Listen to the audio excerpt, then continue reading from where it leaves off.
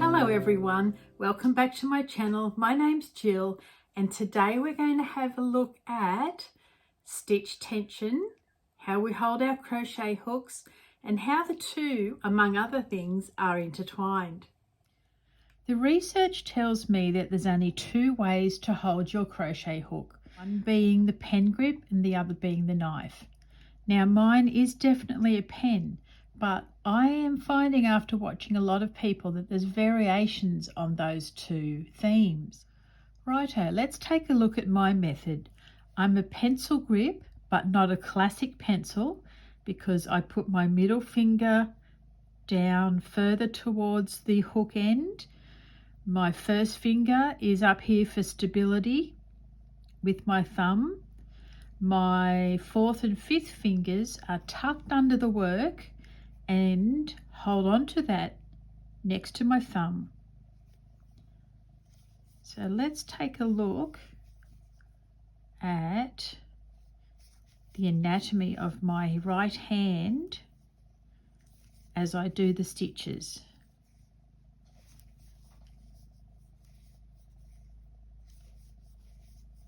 I do have a lot of fingers on the underneath of the fabric here, which I drop now, I yarn over, then I go in and I pick that fabric up with those last two fingers.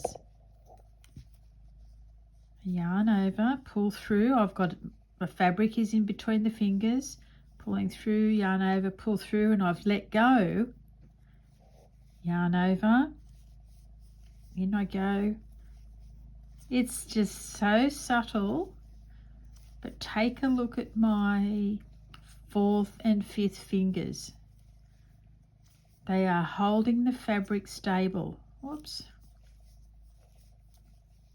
While my thumb, first and second finger, do all the hook work. Now I tend to throw my hook around a lot. I do not know why. It's just how it has developed. And I'm certainly not saying that that's the right thing to do. It's just what I do. It looks like one lot of a crazy mess sometimes when I'm going faster. I'm just trying to go slow and steady so you can see how I do my work. Now let's take notice of the yarn in the left hand. All I do is wrap it around this first finger. So the tension comes from the squeezing of my middle finger against my first. That just comes so naturally, I can't even explain it. So I'm letting out a little bit now, and it pulls in, letting it out, pulling in, letting it out, pulling it in. So it's a perpetual motion of forward and back. Forward, giving it tension, back, it's a bit looser so I can gather up more yarn. So that's how I do my crochet style. A modified pencil grip, is what I'll call it. Now, the next one is called the knife grip, which I find extremely uncomfortable, yet others flourish with it. So it is such an individual thing. I'm going to try and crochet with it. As you can see, I'm quite awkward. Pull it through, and I'm doing a lot more fabric holding with this left thumb, middle, fourth and fifth finger.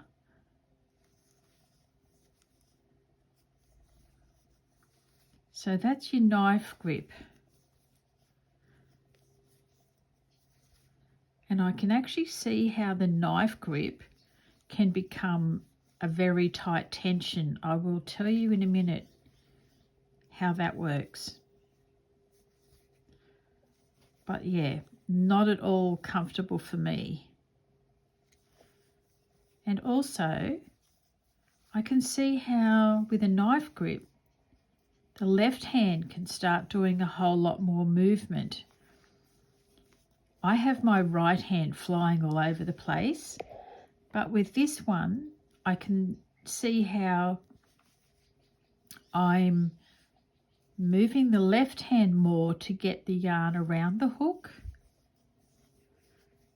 Yes, I am. And I actually find that quite fatiguing on my right arm because I'm holding it up. My elbow is actually up further.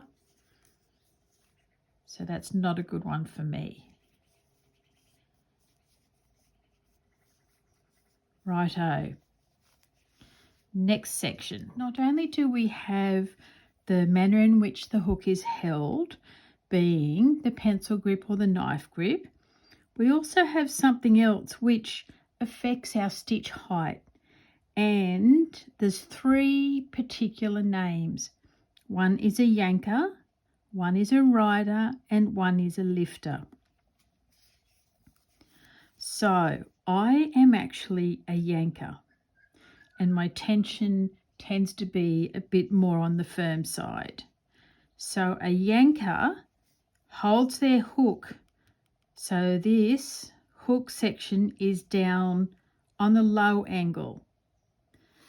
Okay, so just look at the row of the crochet, and I'm holding my hook so it's facing down towards the left. Then I'll yarn over, pull through, yarn over, pull through. So my first stitch down here is quite low. All right, so you can see how my hook angles down to the left. That is called being a yanker. So I'm obviously yanking the yarn through, and I am too. The next one is called a rider, and this is the level of the hook that we should be aiming for, so the information tells me. If you can crochet and have your hook parallel to your crochet work, that comes out in the most desirable tension.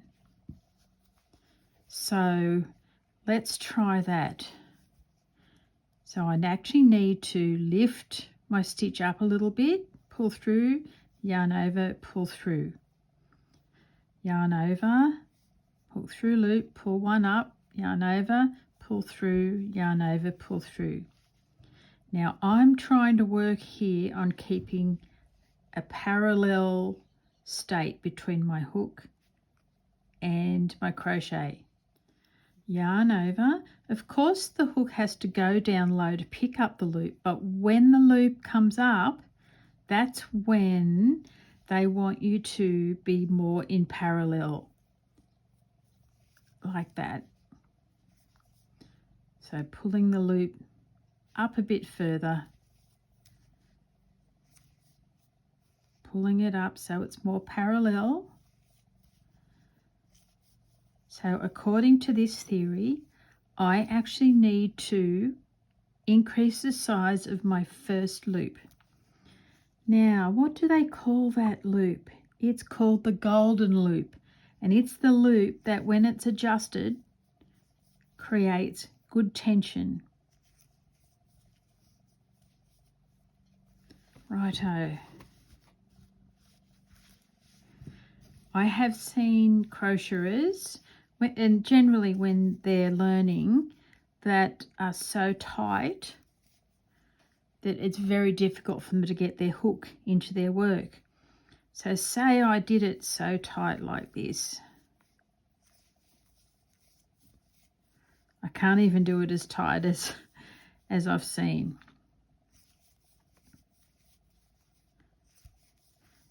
That golden loop is that first little loop that's made will be much shorter than if I'm lifting it up a bit, pull yarn through,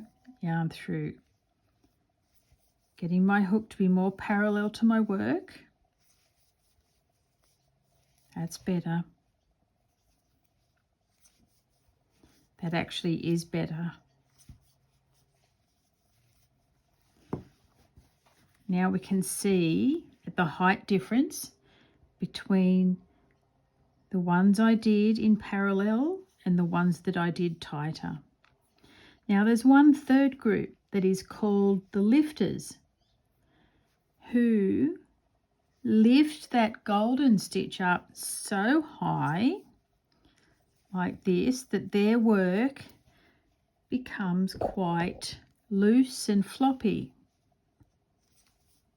Lifting it up, pull through, yarn over, lifting up, pull through. So this method utilizes the hook in the facing up position, opposite to what I did. I go down like this. Perfect is crossed like this. And the lifters have their hook pointing up and away. So that also apparently is not ideal. Those stitches are quite a bit bigger again. Compared to my first little tighter ones, they're a lot bigger.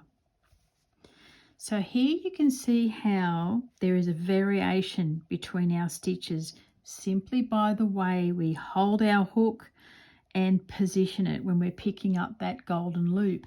There's another factor at play here of which I am guilty as charged. They say that if you pull your yarn from the center so that your ball is sitting and it's just gently coming out from the center, that it also helps you have a more even tension.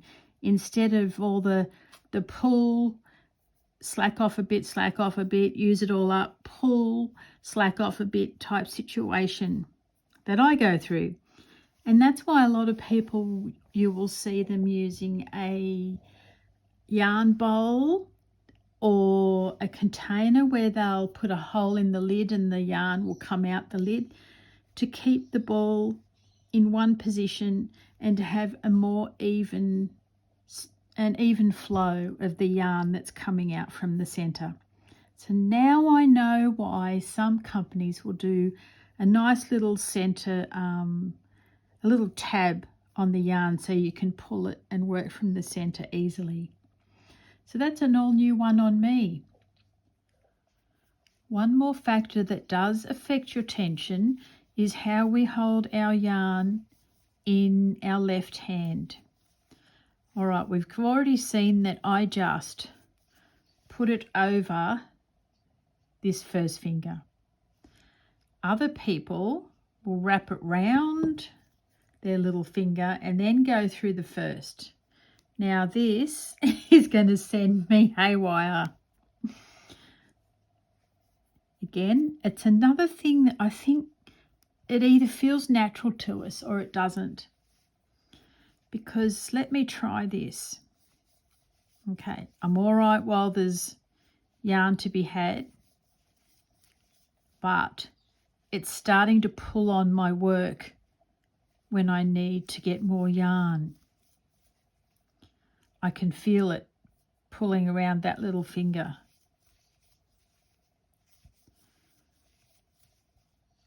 Almost to the point of irritation, actually.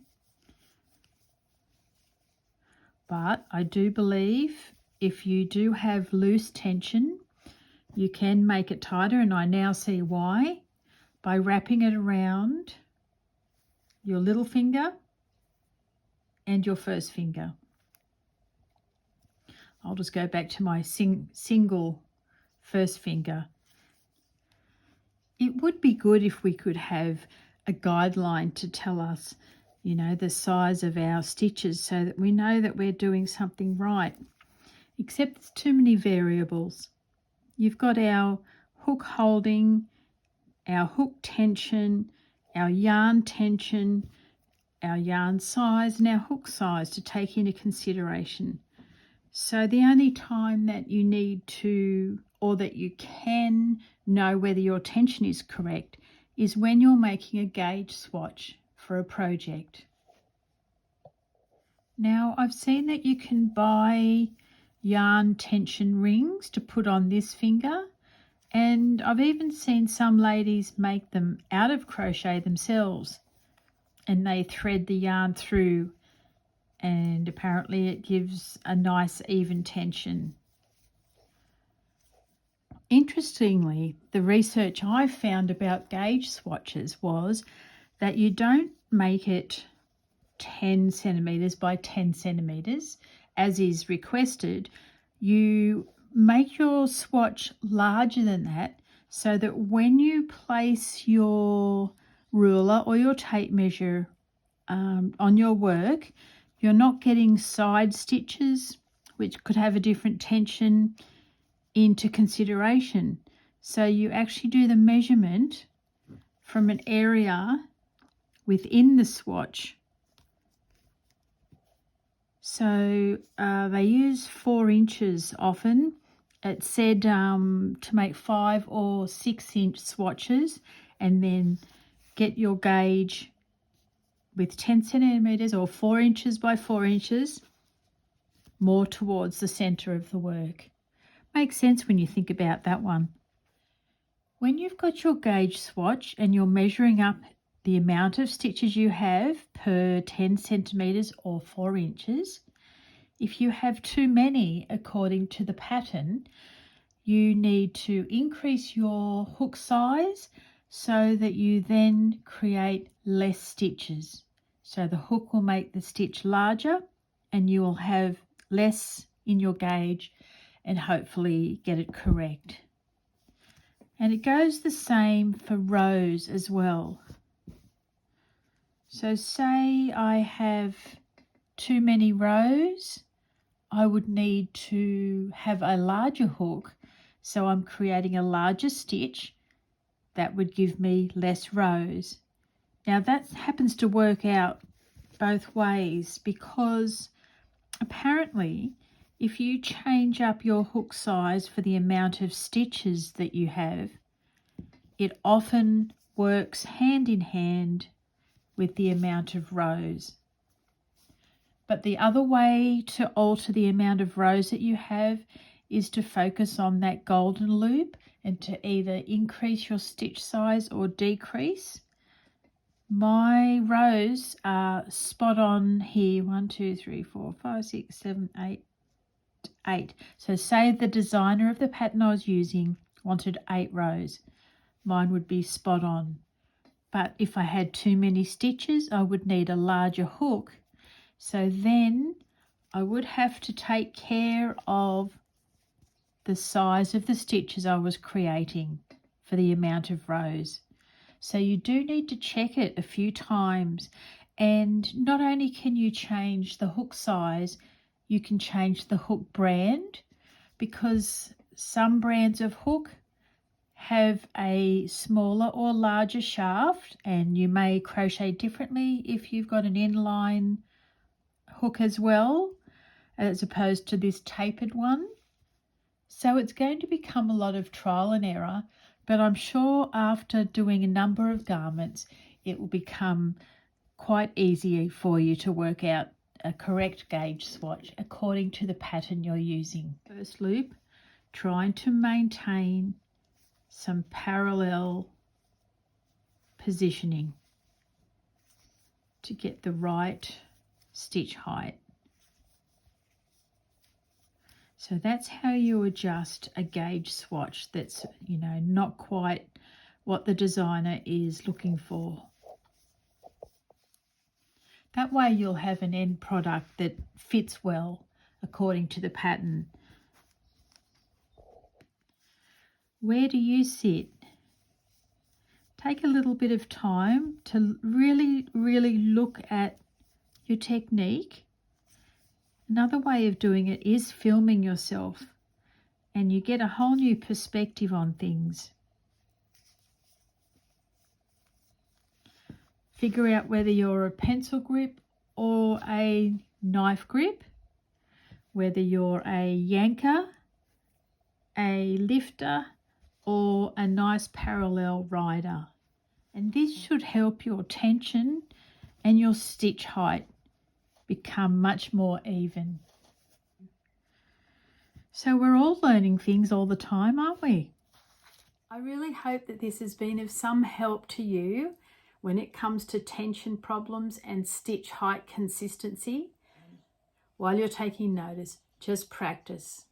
It just comes in time with practice. I think this video pretty well leads on to the next one, and that would be all about your hooks. Like my slip stitch, I say your hook really matters. My slip stitch really matters, and so does my hook. Okay, everyone. Hope that's been helpful. I will see you again really soon in the next video. Thanks for being here. Bye for now. And that hopefully might help a few issues that people have. Oh, this just isn't good for me. I don't like this one at all.